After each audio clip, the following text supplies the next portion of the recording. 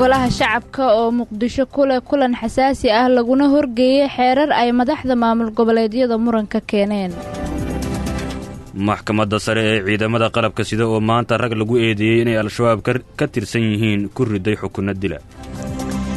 guddiga doorashooyinka qaranka oo ay caqabad ka haysato ku shaqaynta xarunta madaxtooyada Soomaaliya. nin Soomaali ah oo u taagan ka mid noqoshada baarlamaanka midowga Yurub. iyo wadahadaladii militariga iyo mucaaradka Suudaan oo mar kale natiijo la'aan ku soo idlaaday. golaha shacabka ee baarlamaanka Soomaaliya ayaa magaalada Muqdisho waxa ay hadda ku leeyihiin kulan xasaasi ah oo lagu horgeeyay xeerar ay madaxda maamul goboleedyadu muran ka keeneen. shirka oo wali socda ayaa lagu soo warramayaa in sharciyadii la geeyay midkood la meelmariyay kuwa kalena wali ay doodoodu dhiman tahay. cabdiqani cabdulaahi ibraahim ayaa si dhow la socday. cabdiqani maxaa ka socda golaha shacabka? maxamed axmed waad mahadsan tahay. kulanka golaha shacabka oo maanta ah mid xasaasi ah marka loo fiiriyo kulamo hore iyadoo la horgeeyay ajendayaal ay qayb ka tahay u codaynta xeerka lagu dhisayo guddiga la dagaalanka musuqmaasuqa oo dad badan ay horey u sheegeen in dib u dhigis lagu samaynayo lagana cagajiidayo in sharciyeedka dhismaha guddiga musuqmaasuqana dib loo dhigayo haatan ay ka doodeen. xildhibaan Farxiye Muumin ayaa ka mid ah xildhibaanada golaha shacabka ee howlka ku sugan. goordhow ayaa iyadoo kulanka uu socdo aan waraysigan kooban la yeeshay. waxaan u maleynaa adiga 150 qofood ansixisay oo koromkii ah oo si maaragtay gabadhaana loo ansixiyey oo fiican. sharcigan runtii waa sharci dalkeena anfacayo dadkeena anfacayo runtii looga baahan yahay in aan ka faa'iidaysano kheyraadka dalkeena ku jiro midka ku jira carrada hoosteeda iyo midka yaallaba carrada hoosteeda. kheyraadkana runtii wuxuu ka mid yahay batroolka. intaan nolosheena xasuusana waxaan wada ognahay in dhulkeena ay ka buuxaan shidaalla ama macdano kala duwan ay kala jirto. haddana ay gaari waqtigii aan soo saari lahayn, waqtigii aan ku anfici lahayn. waxa kaloo jiro oo adduunka dhan ka jira waxay tahay in laga guuraayo shidaalkii oo loo guuraayo waxaa la yidhahda green energy la dhaho. marka inta aan haysanaba waa wax 20 sano. marka 20 sano kheyraadka dalkeena inaan ka faa'iidaysano muhiim waaye. waxaan aad iyo aad uga mahadcelinayaa runtii wasaaradii soo diyaarisay. waxaad ii sheegtaa ajendaha sida ku qornaa waxaa horeysay in loo codeeyo hindis sharciyeedka dhismaha guddiga musuqmaasuqa. marka waxaa laga soo hormariyay wax ka beddelka sharciga batroolka oo la ansixiyey. maya ajendaha sidaas loogu yiilay sababtoo waxa waa kan kale doodo dheeraa la gelayaa. kana midaan ka soo doodnay oo diyaarsan buu ahaa. xeer hoosaadkeenaana noo anfacayo inaan ka samayno.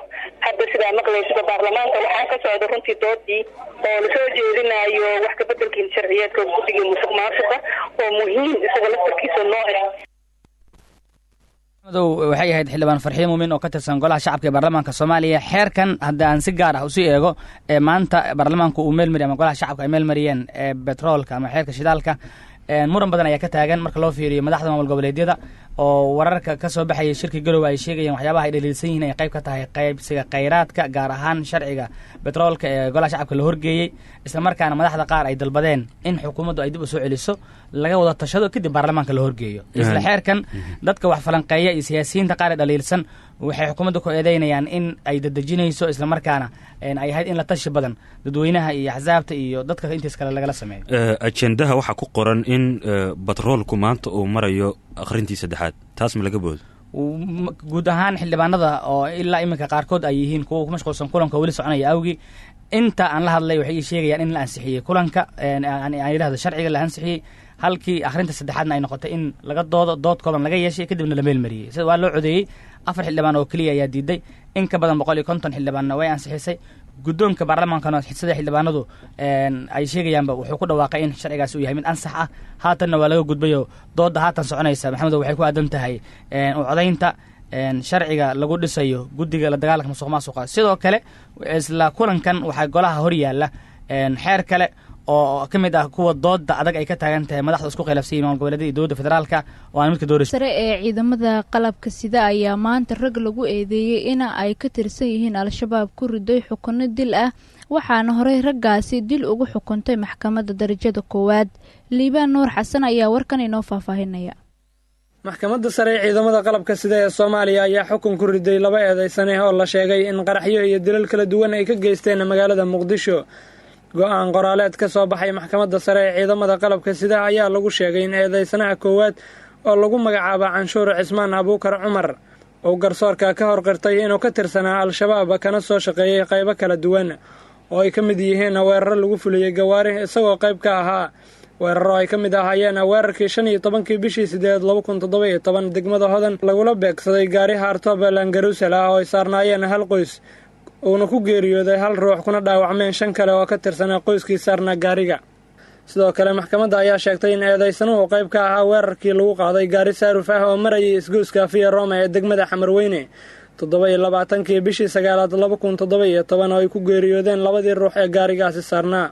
maxkamadda ayaa sidoo kale sheegtay in eedeysanuhu garsoorka u cadeeyay inuu ahaa sahmiyihii weerar iyo qaraxyo lagu qaaday 9 bishii 11 2018 hotelka Saxafi.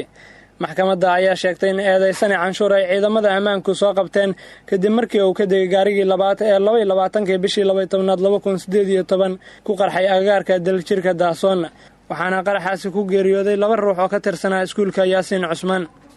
dhanka kale eedeysanaha labaad oo lagu magacaabo Maxamed Cali Borow Aadan ayaa maxkamadda ciidamada qalabka sida waxa ay sheegtay inuu qirtay inuu ka tirsanaa al-shabaab gaar ahaan qaybta qaraxyada isagoo sahmiyey qaraxii ka dhacay degmada Howlwadaag 2 bishii 9 2018. Maali ah oo ayaa waxa uu u taagan yahay inuu ka mid noqdo doorashada baarlamaanka midowga Yurub oo dhawaan ka bilaabanaysa dalalka midowga Yurub ku midaysan waxaana uu ka tartamayaa wadanka Sweden iyada oo doorashadaasna ay maalmaha soo socda bilaaban doonto. Shamis Xasan Haruun ayaa faahfaahinaysa warkan.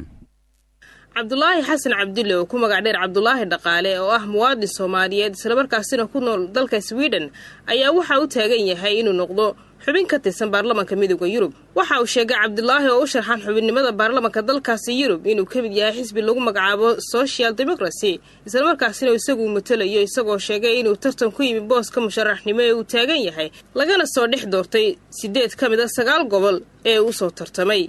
waa kan Cabdulaahi oo u waramaya KNN sharaxaadna ka bixiyay heerarkii uu soo maray. magacayga waxa la yiraahdaa Cabdulaahi Xasan waxaana ku magac dheerahay Dhaqaale waxaan deganahay wadanka Sweden waxaan ka deganahay gobolka Södermanland waxaan deganahay magaalada la yiraahdo Katrineholm waxaan ahay xildhibaan u sharxan xilka baarlamaanka Yurub waxaana xilkaas uga sharxanahay xisbiga Social Democratic ee wadankan kaas oo ah xisbiga ugu weyn ahna xisbiga haya talada wadankan. sideedaba siyaasadda wadankan waxaan ku soo biiray sanadkii markuu ahaa 1996 wixii intaas ka dambeeyay siyaasadda wadankan ayaan ku jiray. waxaan hayaa xilal badan oo kala duwan oo aan ka hayo magaalada aan deganahay iyo gobolka intiisaba. waxaa kale oo jirta in xisbigu ii soo bandhigay October sanadkii hore inaan diyaar u ahay inaan u tartamo xilkaas waxaana ku guuleystay inaan gobolka u matalo oo gobolka ayaan ka soo baxay. waxaa sidoo kale Cabdulaahi uu sheegay in haddii uu ku guuleysto xubinnimada baarlamaanka midowga Yurub inuu wax badan ka bedeli doono arrinta cunsuriyadda iyo islaam nacaybka ka jira dalkaasi gaar ahaan Soomaalida ku nool dalkaasi ayaa uu ka codsaday inay u ololeeyaan oo isaga doortaan isla markaasina uu sheegay in wax badan. guddiga doorashooyinka qaranka ee madaxa bannaan ayaa lagu soo warramayaa in caqabada ay ka haysato ku shaqaynta xarunta madaxtooyada Soomaaliya oo xafiiskooda uu ku yaalo iyadoo arrintaas lagu micneeyay in guddiga shaqadiisa aanay sahlaynin in xafiiskooda uu madaxtooyada ku yaalo. Maxamed Cabdulqaadir Jiirow ayaa ka warramaya. gudoomiyaha guddiga doorashooyinka madaxa bannaan Xaliime Ismaaciil Ibraahim Xaliime Yarey ayaa sheegtay in baarlamaanka ay ka codsanayso in guddigooda loo dhiso meel ka duwan halka ay hadda ku shaqeeyaan.